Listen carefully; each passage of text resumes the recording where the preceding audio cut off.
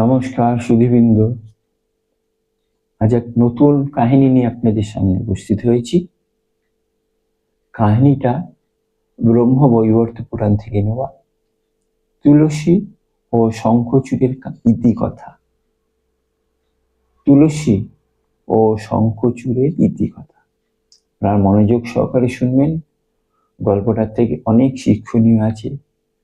তুলসীর সৃষ্টি, আমরা যে তুলসী গাছে জল নিবেদন করি, সেই তুলসীর সৃষ্টি কোথা থেকে আসলো, শঙ্খচূড়ি বা কে, এই সম্পর্কে অনেক কিছু তথ্য আপনারা জানতে পারবেন। খুব মনোযোগ সহকারে মন দিয়ে গল্পটা শুনবেন এবং ভালো লাগলে লাইক এবং শেয়ার করবেন। আর যারা সাবস্ক্রাইব করেননি এখনো, তারা সাবস্ক্রাইব করে দেবেন।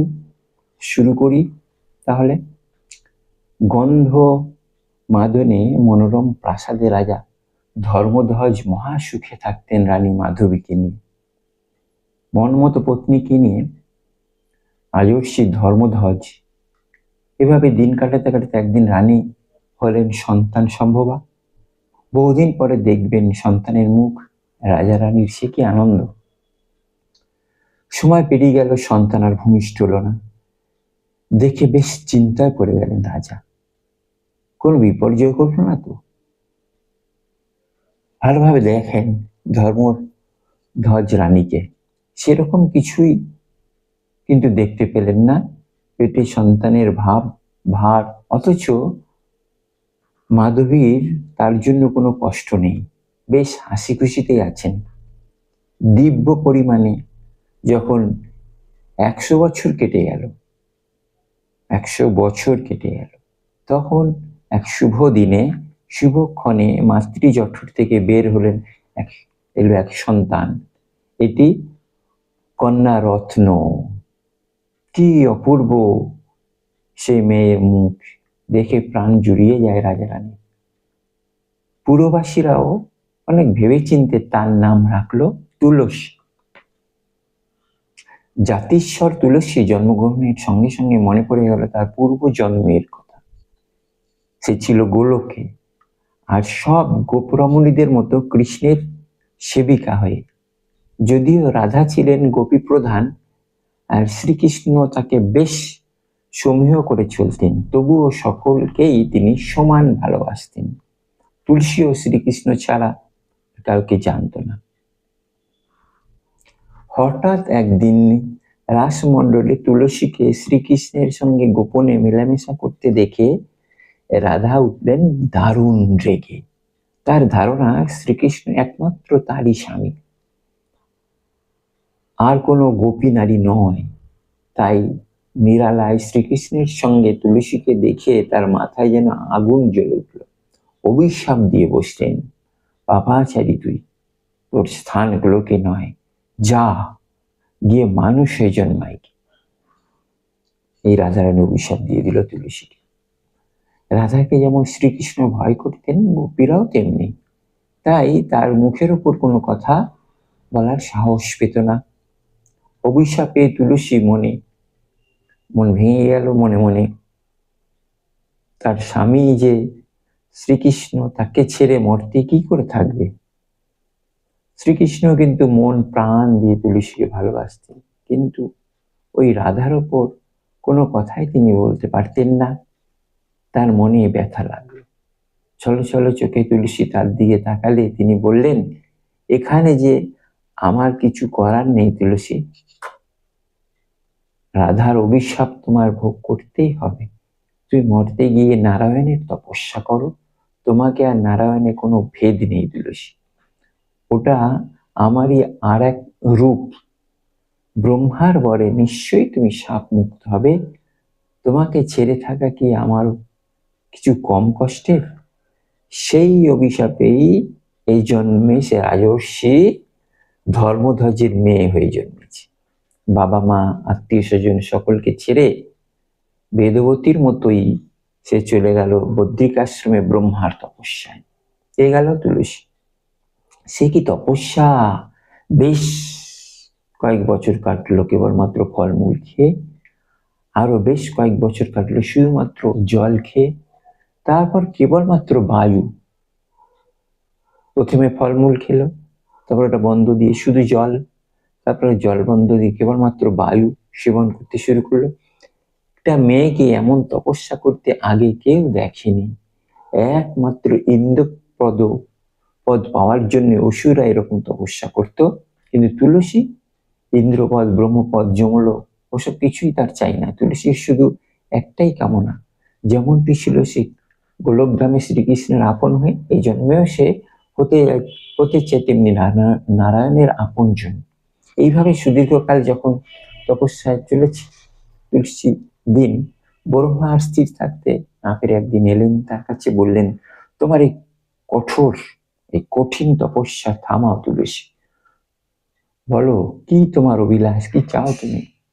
ব্রহ্মাকে প্রণাম জানিয়ে তুলসী বলল, ভগবান আপনার তো কিছু অজানা নেই, রাধার শাপে আমার এই পরিণতি, এ থেকে আমি মুক্তি পেতে চাই, ফিরে যেতে চাই গোলকে নারায়ণের সেবিকা হয়ে, আর রাধার ভয় যেন দূর হয় আমার মন থেকে। ব্রহ্মা বললেন, তোমার অভিলাষ এই জন্মে তো আমি পূরণ করতে পারবো না, পরের জন্মে অবশ্যই তুমি নারায়ণকে স্বামী হিসেবে পাবে। এই জন্মে যে তোমাকে অসুররাজ শঙ্খচূড়ের পত্নী হয়ে থাকতে হবে তুলসী, আমি যে আগে ভাগেই তা সে বর দিয়ে বসে আছি।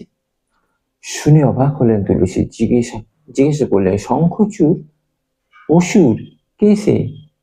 তাকে তো আমি চাইনি। ব্রহ্মা বললেন, সময় এলে তার পরিচয় পাবে, তবে তাকে তোমার কোনো অমঙ্গল হবে না, তারপর নারায়ণকে অবশ্যই তুমি পাবে। কিন্তু শ্রীকৃষ্ণ, দৈব দুর্বিপাকে তোমার উপর আসবে এক অভিশাপ, যার ফলে তুমি গাছ হয়ে থাকবে পৃথিবীতে, আর তোমার পাতা ছাড়া শ্রীকৃষ্ণের সেবাই হবে না। এছাড়াও আমার বরে তোমার মন থেকে রাধার ভয় নিশ্চয়ই দূরে যাবে। বলে ব্রহ্মা চলে গেলেন। এই জন্মে নারায়ণকে পাবে না যেন তুলসী কিন্তু নারায়ণের পায়ে মনোপ্রাণ দিয়ে রইল, শঙ্খচূড় অসুরের কথা যেন ভুলেই গেল। তপস্বিনী বেশে মনের আনন্দে আপন মনে শ্রীকৃষ্ণ নারায়ণের সঙ্গে খেলা করে দিন কাটতো। এইভাবে এমনভাবে কেটে গেল বেশ কয়েক বছর। ব্রহ্মার মানসপুত্র কশ্যপের স্ত্রী দনুর বংশে জন্ম অসুর বা শঙ্খচূড়ের। আর একবার বলছি, ব্রহ্মার মানসপুত্র কশ্যপের স্ত্রী দানুর বংশে জন্মিল অসুররাজ শঙ্খচূড়। দেবতা, গন্ধর্ব, কিন্নর, দানব সব তার শাসনাধীনে। দেববরে বলিয়ান সে, কঠোর তপস্যায় সে বিষ্ণুর কাছ থেকে আদায় করে নিয়েছিল রক্ষা কবচ। যতক্ষণ সেটি থাকবে তার গায়ে, ততক্ষণ কোনো অস্ত্রই তাকে আঘাত করতে পারবে না। ব্রহ্মা তাকে বর দিয়েছিলেন, মনের মতো স্ত্রী রত্ন শঙ্খচূড় অবশ্যই তুমি পাবে, স্ত্রীও পতিব্রত হবে, কিন্তু যেদিন স্ত্রী মর্যাদা সে রাখতে পারবে না, সেদিন কিন্তু শঙ্খচূড়কে মরতে হবে। বরবে শঙ্খচূড়কে আর কে পায়? দেবতাদের সঙ্গে অসুরদের জন্মাবধি শত্রুতা, তাই শঙ্খচূড় আগেই দেব রাজ্য আক্রমণ করে দিল, দেবতাদের তাড়িয়ে কেটে নিল অধিকার, হয়ে বসলো ত্রিভুবনের রাজা। এদিকে এতদিন এদিক ওদিক ঘুরতে ঘুরতে শঙ্খচূড়ে হাজির হলো বদ্রিক আশ্রমে। সেখানে তুলসীকে দেখে মনে পড়ে গেল তার পূর্বজন্মের কথা। অমন যে বীর, তুলসীকে দেখেই তার মন হয়ে উঠলো দারুণ চঞ্চল। তুলসীও দেখলো তাকে, কিন্তু তার মনে কোনো আশঙ্কা জন্মালো না। অসুর বংশে জন্ম নিলে কি হবে? দেখতে তো কদাকার ছিল না শঙ্খচূড়কে, বেশ সুদর্শন সুপুরুষ চেহারা। নির্ভয় শঙ্খচূড় তুলসীর কাছে এগিয়ে গিয়ে সরাসরি বলে বসলো, তুলসী, আমি তোমায় বিয়ে করতে চাই, তুমি অমত করো না, আমি তুলসীর আর শঙ্খচূড়। তুলসী কিন্তু বাধা দেয়, বলে, না, তা হতে পারে না, আমি আমার স্বামী হিসেবে একমাত্র নারায়ণকে ছাড়া কাউকে জানি না, তুমি ওই প্রস্তাব আমার কাছে আর কখনো করতে এসো না, যাও তুমি। শঙ্খচূড় বলল, তুলসী, তুমি জাতিশ্বর, আমিও তোমার পূর্বজন্মের কথা আমি ভুলিনি। অসুর জন্মে আমি ব্রহ্মার কাছে তোমারই স্ত্রী হিসেবে পাওয়ার জন্য প্রার্থনা জানিয়েছিলাম, তিনিও আমার প্রার্থনা মঞ্জুর করেছিলেন। আজ তোমার দেখা পেলাম। দুজনের মধ্যে যখন কথাবার্তা চলছিল, ঠিক সেই সময় ব্রহ্মা এসে হাজির হলেন। সেখানে বললেন শঙ্খচূড় ঠিক কথাই বলছে, ও তোমাকে স্ত্রী রূপে পেতে চেয়েছিল আমার কাছে, আর আমিও তা মঞ্জুর করেছি। ব্রহ্মার আদেশ। তুলসী আর এড়াতে পারল না, চোখ বুজে একবার দেখে নিল তার পূর্বজন্মের দিনগুলো। শঙ্খচূড়ের চোখের সামনে ভেসে উঠল বৈকুণ্ঠের দিনগুলো। অপলক দৃষ্টিতে সে তার তখন শুধু তাকিয়ে থাকলো। তুলসীর দিকে মনে মনে ঘুমড়ে মরতো, কাছে যেতে পারতো না রাধার ভয়। আর আজ বিয়ে হয়ে গেল তুলসীর সঙ্গে শঙ্খচূড়ে। শঙ্খচূড় মনে আনন্দে তুলসীকে ঘুরে বেড়াতে লাগলো পৃথিবীর বিভিন্ন যত রমণীয় স্থান আছে সেখানে। আর প্রাণ ঢালা ভালোবাসায় তুলসীও প্রায় ভুলে গেল সবকিছু। দেখতে দেখতে কেটে গেল এক মন্বন্তর। না হয় তুলসী শঙ্খচূড়ের পতন, না হয় দেবতাদের ফিরে পান সেই স্বর্গরাজ্য। আর স্থির থাকতে না পেরে দেবতারা গিয়ে ধরলো ব্রহ্মাকে পিতামহ, আর কতদিন আমরা ভিখিরির মতো থাকবো, আপনি একটা ব্যবস্থা করুন। ব্রহ্মা বললেন, দেখো আমি একা নিরুপায়, শঙ্খচূড় আমারই পরে বলিয়ান, কি করি বলতো, অথচ তোমাদের কষ্ট আমি দেখতে পাচ্ছি। চলো বরং শঙ্করের কাছে যাই, ও যদি তোমাকে কিছু উপায় বের করে দেয়। সবাই মিলে এলেন তখন কৈলাসে শিবের কাছে। শিব শুনে বললেন, দেখো আমার মাথায় কিছু আসছে না, চলো বরং আমরা যাই শ্রীহরির কাছে, উনি যদি কোনো উপায় বের করে দেন। দেবতাদের নিয়ে ব্রহ্মা শিব হাজির হলেন বৈকুণ্ঠে। সুখাসনে বসে আছেন শ্রীহরি। দেব দেবতারা সকলকে সাদর বর্ধনা জানিয়ে বললেন, কি ব্যাপার সকলে যে আজ হঠাৎ এখানে? ব্রহ্মা বললেন, না আসার উপায় কি বলুন, এখন আপনি রাখলে সব থাকবে আর মারলে সব যাবে, এমন কথা কেন বলছো ব্রহ্মা? পৃথিবীতে এমন কি হলো যা তোমাদের শাসনের বাইরে? সব যেন মুচকি হেসে জিজ্ঞেস করলেন ভগবান। আগে এক মন্বন্তর তো হলো দেবতারা বড় অসহায় হয়ে পড়েছে, অসুর শঙ্খচূড় যে সৃষ্টিটা গ্রাস করে পেল। ভগবান এখন আপনি যদি দয়া না করেন দেবরাজ্য যে থাকবে না, বললেন ব্রহ্মা। শঙ্খচূড় একটু যেন বিস্ময়ের ভান করলেন শ্রীহরি। শঙ্খচূড়? তারপর বললেন, হ্যাঁ হ্যাঁ মনে পড়েছে, তা মন্বন্তর হয়ে গেল নাকি? তাহলে তো ওকে এবার ফিরিয়ে আনতে হবে। সেজন্যই তো আমরা আপনার কাছে এসেছি ভগবান, বললেন দেবতারা। দেখো দেবগণ, শিব ছাড়া ও কারো হাতেই বধ নয়, আর আমার ওই ত্রিশূল ছাড়া অন্য কোনো অস্ত্রই ও মরবে না। এই বলে শ্রীহরি শঙ্খচূড়ের প্রাণঘাতী ত্রিশূলটি তুলে দিলেন শিবের হাতে। আরো একটি কথা, সেটা হলো ওর কবজ, ওটা আমি দিয়েছিলাম। যতক্ষণ ওটা থাকবে ওর গায়ে, ততক্ষণ কোনো অস্ত্রই ওকে কাবু করতে পারবে না। তাহলে মৃদু হেসে শ্রীহরি বললেন, ঠিক আছে, ওটার ভাড়া আমার হাতেই থাক। এছাড়াও একটি রহস্য আছে, সেটা না হয় আমি দেখব। নিশ্চিন্ত হলেন স্বর্গভ্রষ্ট দুঃখী দেবতারা। স্বয়ং ভগবান যখন ভার নিয়েছেন তখন নিশ্চয়ই একটা কি ব্যবস্থা। ভগবানকে প্রণাম জানিয়ে চলে আসলেন দেবতারা। এমন সময় একটি দীর্ঘ নিঃশ্বাস পেলেন শ্রীহরি। আমার জন্যই বেচারা এত কষ্ট ভোগ করছে, জানো, গোলকে ও ছিল আমার সবচেয়ে প্রিয় সখা, বলতে পারো অভিন্ন হৃদয় বন্ধু। ওর নাম ছিল সুদামা। আমার সব কাজে সমস্ত সময় আমার সঙ্গে থাকতো ছায়ার মতন। একদিন রাধার চোখ এড়িয়ে রাসমণ্ডলে গিয়েছিল সখী বিরজার ঘরে, সুদামা বাইরে ছিল পাহারায়। হঠাৎ খুঁজতে খুঁজতে রাধা সেখানে হাজির। বিরজা তো রাধার ভয় লজ্জায় জলের আকার নিয়ে নদী হয়ে গেল। আমি পালিয়ে এসেছিলাম আমার ঘরে। রাগে রাধা আমার বাড়ি পর্যন্ত ধাওয়া করে এসে যথেষ্ট অপমান করেছিল আমার। রাধার এইসব অপমান আমি গায়ে মাখিনি, কিন্তু আমার বন্ধু সুদামা সহ্য করতে পারিনি। সে রাধার মুখের উপর যা হোক দু একটা কথা বলে বসলো, আর যাবে কোথায়? রাধা অভিশাপ দিয়ে ফেললো, তুই অসুর কুলের অসুর হয়ে জন্মে। রাধার অভিশাপ সুদামা কেঁদে আকুল। মাথা ঠান্ডা হলে অবশ্যই রাধা বলেছিল, ঠিক আছে, আবার তুমি বৈকুণ্ঠে ফিরে আসবে। বলে একটু থেমে শ্রীহরি বললেন, তাই বলেছিলাম, ওর জন্যই আমারও কষ্ট কিছু কম নয়। শ্রীহরির কাছ থেকে শুল নিয়ে শ্রীহরি আদেশে শিব এসে ছাউনি ফেললেন চন্দ্রভাগা নদীর তীরে। দূত এসে প্রথমে পাঠালেন তারই এক অনুচর পুষ্পদন্তকে। দৈত্যপুরের বিশাল প্রাসাদ সুবিশাল জাঁকজমকের মধ্যে তখন মনের আনন্দে শঙ্খচূড় দিন কাটাচ্ছিলেন তুলসীর সঙ্গে। জানতো না ইতিমধ্যে দেবগণ প্রস্তুত, আবার যুদ্ধ যেতে হবে তাকে। পুষ্পদন্তে এসে শিবের আদেশ শোনালো শঙ্খচূড়কে দেবতাদের রাজ্য হয় সে ফিরিয়ে দিক, নয়তো শিব বাধ্য হবেন তার সঙ্গে যুদ্ধ করতে। দূতের কথা শুনে শঙ্খচূড় বলল, তোমার মনিবকে গিয়ে বলো এর জবাব দিতে আমি নিজেই যাব চন্দ্রভাগা তীরে। খবর পেয়ে শিবের কাছে এসে তারা একে একে জড়ো হলেন কার্তিক, গণেশ, বীরভদ্র থেকে তার বাকি গণেরা, কালী, এমনকি শত হাত দিয়ে ভদ্রকালী পর্যন্ত, সঙ্গে নানা অস্ত্র শস্ত্র। গম গম করে উঠল চন্দ্রভাগার তীর। শঙ্খচূড় প্রস্তুত, মুখে কিছু না বললেও মনে মনে সে তখন অনুভব করতে শুরু করলেন মুক্তির আনন্দে। এতদিনে তাহলে তার মনে পড়লো সখা কৃষ্ণের কথা, কিন্তু বাইরের ভাব দেখলে কেউ বুঝতে পারবে না। দৈত্যপুরে বেজে উঠলো যুদ্ধের ডঙ্কা, রণসাজে সেজে উঠলো দানবেরা। বহুদিন পর আবার হবে দেবতাদের সঙ্গে যুদ্ধ, কি উল্লাস তাদের। তুলসীর সঙ্গে দেখা করে তার কাছ থেকে বিদায় নিয়ে শঙ্খচূড় বের হলো দৈত্যপুর থেকে। যাওয়ার আগে শুধু ইঙ্গিতে তুলসীকে বলে গেল, আমার পূর্বজন্মের কথা আমরা কেউ ভুলিনি তুলসী। সবার আগে শঙ্খচূড়ের রথ, নানা অস্ত্রে সজ্জিত, পিছনে অগণিত দানব সেনা।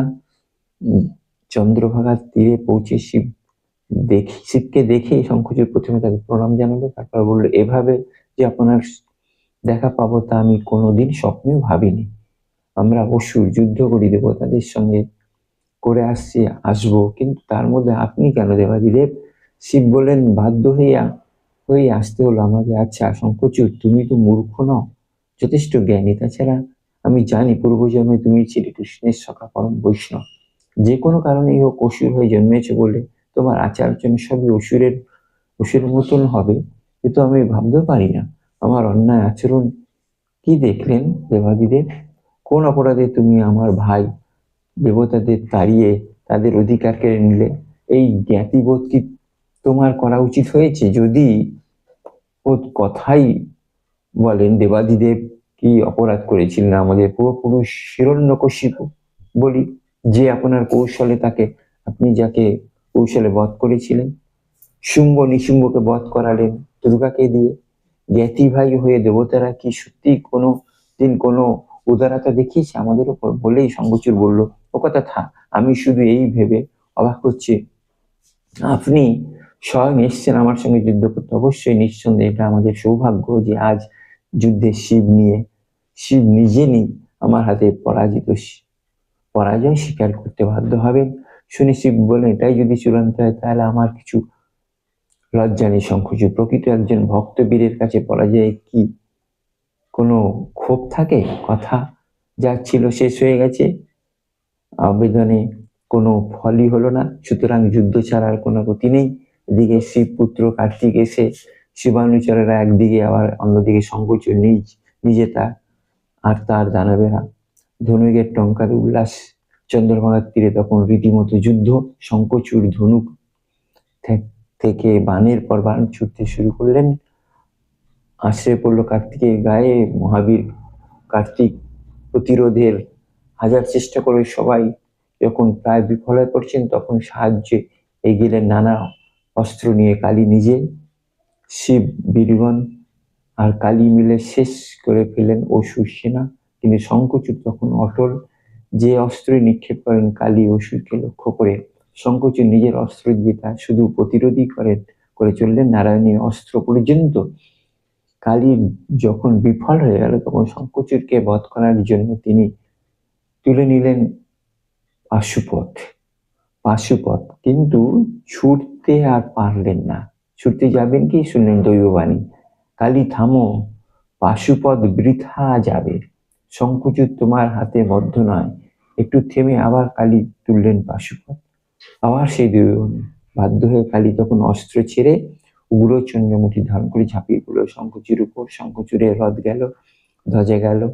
কালীর প্রচন্ড প্রহারে সে হতচেতন হয়ে লুটিয়ে পড়ল। জ্ঞান ফিরতে আবার উঠল, কিন্তু কালীর বিরুদ্ধে কোনো অস্ত্রই সে প্রয়োগ করলো না। বারবার শুধু তাকে নমস্কারই করে গেল। নিরুপায় কালী শিবের কাছে ফিরে গেলেন, বললেন, সবকিছু আশ্চর্য। সে শুধু আমার অস্ত্র প্রতিরোধ করলো, মারলো না আমাকে এক ঘাও। বদলে মাকে যেমন ছেলে প্রণাম করে আমার মাকেও তেমনি ভাবে বারবার প্রণাম করে গেল। পাশুপাত তুললাম, তাও দৈব হয়নি। আমার হাতে নাকি সে বদ্ধ নয়। শুনে মৃদু হাসলেন শিব, বললেন, ঠিকই ঠিকই বলেছেন আলী। অসীম শক্তিস্বর শঙ্করযুদ্ধ তোমার বদ্ধ নয়। ঠিক আছে, আজ আমি যুদ্ধে যাব। এই ত্রিশূলাতে দেখবো কত বীর। সেই পরদিন আবার যুদ্ধ। হ্যাঁ, দেবসেনাদের নিয়ে শিব এলেন নিজে। শিব দেখলেন রথ থেকে নেমে এসে শঙ্করচূড় আগে তাকে প্রণাম করলো। বললেন, কোনো অপরাধ দেবেন না দেবাদিদেব। তারপরে রথে উঠে হাতে ধনুক নিয়ে শুরু হলো সেই যুদ্ধ। দেখে দারুণ আক্রোশে শঙ্করচূড় আবার শত শত স্বরে জাল বিস্তার করে মারতে উদ্যত হলেন। দেবসেনাদের শিব ক্রোধ সংবরণ করতে না পেয়ে হাতে তুলে নিলেন শ্রীহরির সেই দেওয়া শঙ্করচূড়ের প্রাণঘাতী ত্রিশূল। কিন্তু শঙ্করচূড়কে লক্ষ্য করে ছুটতে যাবেন কি শুনলেন আকাশবাণী, অপেক্ষা করো শিব, এখনই তুমি ওকে বধ করতে পারবে না। আমার দেওয়া রক্ষা কবচ আছে ওর শরীরে, তাছাড়াও আছে ব্রহ্মার বর। একটু সময় কাটাও, আমি এখনই সব ব্যবস্থা করে তোমায় যখন জানাবো তখন শঙ্করচূড়কে বধ করে দেবে। বাধ্য হয়ে কিছুক্ষণের জন্য যুদ্ধ গতিতে ঘটাতে হলে শিবকে। এদিকে শিবের সঙ্গে দেবসেনা, অন্যান্যদের শঙ্করচূড়ের সঙ্গে সামান্য অসুর সেনা আছে। এমন সময় হঠাৎ এক ব্রাহ্মণ এসে হাজির হলেন শঙ্করচূড়ের কাছে। বললেন, শুনেছি আপনি একজন দানবীর, জীবন থাকতে কোনো পার্থিব প্রার্থনা আপনি অপূর্ণ রাখেননি। আমি এক দরিদ্র ব্রাহ্মণ, বড় অসহায়, আপনার কাছে একটা প্রার্থনা নিয়ে এসেছি এই যুদ্ধের ক্ষেত্রে। তা হোক, বলুন আপনার কি প্রার্থনা, নিশ্চয়ই আমি তা পূরণ করবো, বললো শঙ্করচূড়। আগে কথা দিন, যা চাইবো তাই দেবেন, ফেরাবেন না। জানি আপনি কখনো কথার খেলাপ করেন না, বললেন ছদ্মবেশী ব্রাহ্মণ নারায়ণ। কথা দিলাম আপনার গায়ে যে সোনার কবচটি আছে ওটা আমায় দিন, প্রার্থনা জানাবেন ব্রাহ্মণ। এই মাত্র বলেই ব্যাপারটা যেন কিছুই নয় এইভাবে নিজের গা থেকে খুলে দিলেন ব্রাহ্মণকে সে রক্ষা কবচ। একটু দুঃখ পেল না তাতে শঙ্করচূড়, বরং মনে মনে স্বস্তির নিঃশ্বাস ফেলল। কবচ নিয়ে ব্রাহ্মণ গেলেন যুদ্ধক্ষেত্র থেকে সোজা দৈত্যপুরীতে। এরপর আসে আরেকটু ছোট কাজ, সেটুকু শেষ করতে পারলেই শঙ্করচূড়ের মুক্তি। কতদিন হলো যুদ্ধে গেছে শঙ্করচূড়, কোনো খবরই পাচ্ছে না তুলসী। মনটা দিন রাত ছটফট করছে। হঠাৎ প্রাসাদে সেনাদের উল্লাসধ্বনি শুনে তাড়াতাড়ি বেরিয়ে এলো। দেখে ফিরে এসেছে তার স্বামী শঙ্করচূড়। উদ্গ্রীব তুলসী সাদরে স্বামীকে সম্ভাষণ জানিয়ে অন্তঃপুরে গিয়ে বসলো। সেবা পরিচর্যা করলো। তারপর জানতে চাইলো যুদ্ধের কি হাল। হাসতে হাসতে শঙ্করচূড় বলল, দেবাদিদেব অনেক করে অনুরোধ করলেন, তাই মিটপাট করে এলাম। দেবতাদের ফিরিয়ে দিয়ে এলাম। আর ভালো লাগছে না তুলসী। যুদ্ধ টুদ্ধ গেলেই তোমাকে ছেড়ে থাকতে হবে, এ আমার বড় কষ্ট লাগে। শুনে খুবই খুশি তুলসী। দিন গেল, রাত এলো। স্বামী যাতে নিশ্চিন্তে বিশ্রাম নিতে পারে তার আয়োজন হলো। তুলসী তার সেবা করতে লাগলো। সাধ্যি সতী তুলসী, তার চোখও কি সহজে ফাঁকি দেওয়া যায়। কিছুটা রাত হতেই ধরা পড়লো শঙ্করচূড়ের ছদ্মবেশে নারায়ণ। ইতিমধ্যে আকাশবাণী চলে গিয়েছিল শিবের কাছে, সব শেষ হয়েছে, এবার তুমি শুল দিয়ে নিশ্চিন্তে শঙ্করচূড়কে বধ করো। শোনা মাত্র শিব আর কালক্ষেপ না করে শঙ্করচূড়কে লক্ষ্য করে সেই শুল ছাড়লেন। অমনি তাকে পুড়িয়ে ছাই করে দিয়ে আবার ফিরে এলো শিবের হাতে। থেকে গেল তারই কাছে। তাই শিবের আর এক নাম হলো শূলপাণি। মনে প্রথমে খুবই ব্যথা পেল তুলসী, ছলনা করে স্বামী শঙ্করচূড়কে এভাবে নিধন করা, কি নিষ্ঠুর হৃদয় নারায়ণের। যদিও আশৈশব তুলসী নারায়ণকে স্বামীরূপে পাওয়ার জন্য তপস্যা করে এসেছিল, তবু এই মুহূর্তে শঙ্করচূড়ের মৃত্যুতে এতটাই কাতর হয়ে পড়লো তুলসী, সে নারায়ণকে লক্ষ্য করে বলে বসলো, এতই যখন পাষাণ হৃদয় তোমার, তুমি পাথরেই থাকো। নারায়ণ বলল, তাই থাকবো তুলসী। গণ্ডকীর ধারে আমি নানা আকারে, নানা রকমের, নানা রূপের শিলা হয়ে থাকবো। পৃথিবীতে তা হবে আমারই প্রতিনিধি শালগ্রাম শিলার সৃষ্টি হলো। আর তুমিও এবার তোমার তপস্যার ফল লাভ করে নির্ভয় থাকবে আমার সঙ্গে বৈকুণ্ঠে। পৃথিবীতে থাকবে তোমার স্মৃতি, তোমার দেহ হবে গণ্ডকী নদী, তোমার কেশ হবে তুলসী বৃক্ষ। যে কোনো শুভ কাজই হোক পৃথিবীতে তোমাকে বাদ দিতে পারবে না। আর তোমার নামে যে গাছ জন্মাবে তার পাতা ছাড়া আমারও যদি কেউ পূজা করে সে পূজা বিফল হবে। মনের খুব দূর হলো তুলসী। যেটুকু অশান্তি ছিল নারায়ণের মনে তাও দূর হলো। কৃষ্ণ সখা সুদামা আবার ফিরে গেল বৈকুণ্ঠে। নারায়ণের ইচ্ছায় তারও স্মৃতি রয়ে গেল পৃথিবীতে শাঁখের মধ্যে। শঙ্খচূড় শাঁখ, যে শাঁখ বাজি আমরা। নারায়ণও ফিরে পেল হরিপ্রিয়া তুলসীকে, রাধাকে, আর তাদের কারো ভয় নেই। গল্পটা একটু বড়, আপনাদের কেমন লাগলো কমেন্টের মাধ্যমে জানাবেন। আর ভিডিও গল্পগুলি কেমন লাগছে আপনারা বলবেন, এবং বেশি বেশি করে লাইক শেয়ার সাবস্ক্রাইব করতে ভুলবেন না। আমি আমার এই সুদীর্ঘ গল্প এখানে সমাপ্তি দিলাম, বিরাম দিলাম। আপনারা সকলেই ভালো থাকবেন। আপনাদের শত কোটি প্রণাম।